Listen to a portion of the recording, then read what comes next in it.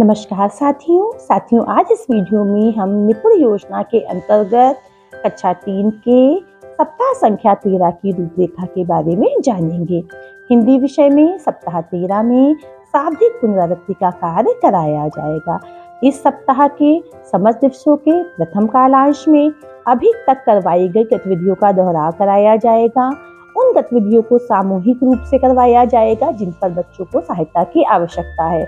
बच्चों को जोड़ियों में या सतत रूप से पाठों को पढ़ने का अवसर दिया जाएगा। जिन बच्चों को पढ़ने में कठिनाई होती है उनके साथ मिलकर पढ़ने का कार्य करेंगे और उनकी आवश्यकता अनुसार सहायता भी करेंगे। इसी तरीके से समस्त दिवस के द्वितीय कालांश में साप्ताहिक आकलन के दौरान प्राप्त अंकों के आधार पर बच्चों के साथ कार्य किया जाएगा। सबसे अधिक आवश्यकता वाले बच्चों के साथ कार्य किया जाएगा। समझकर पढ़ लेने वाले बच्चों को स्वतंत्र रूप से कार्य देकर बीच बीच में उनका अवलोकन किया जाएगा।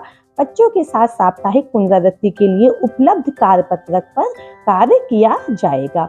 इसी तरीके से समस्त दिवस के तृतीय कालांश में बच्चों को उनके स्तर के अनुसार पढ़ने के लिए समय और सामग्री दी जाएगी। इसी तरह से गणित विषय में भी सप्ताह 13 में शाब्दिक पुनरावृत्ति का कार्य किया जाएगा। प्रथम दिवस के प्रथम कालांश में 10 और 100 के बंडल बनाना और गिनना सिखाया जाएगा।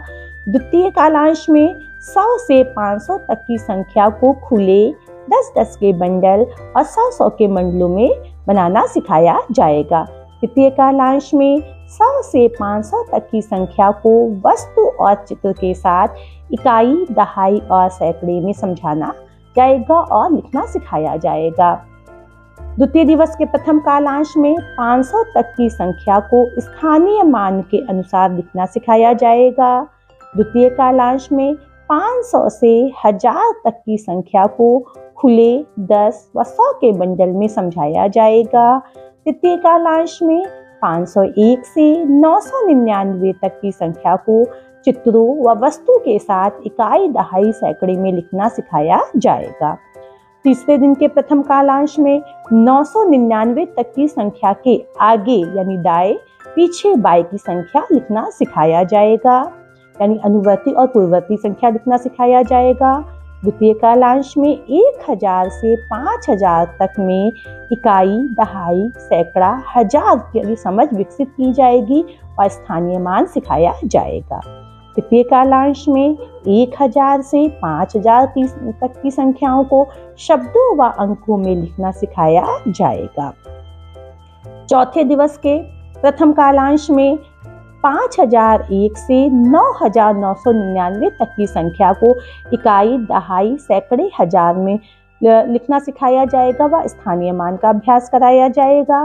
द्वितीय कालांश में 5001 से 9999 तक की संख्या को शब्दों और अंकों में लिखना सिखाया जाएगा तथा तृतीय कालांश में 10 से 50 तक की संख्याओं को विस्तारित रूप में लिखना सिखाया जाएगा।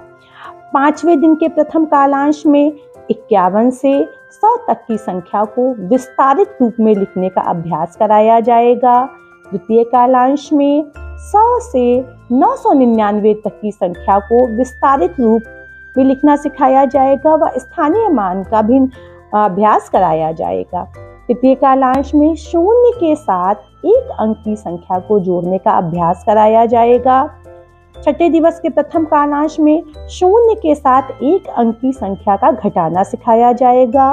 द्वितीय कालांश में 3 अंकीय संख्याओं की तुलना, छोटा, बड़ा, बराबर को समझाया जाएगा तथा तृतीय कालांश में 3 अंकों की बड़ी और छोटी संख्या अंकों की पुनरावृत्ति के साथ व बिना पुनरावृत्ति के साथ निर्माण करना सिखाया जाएगा।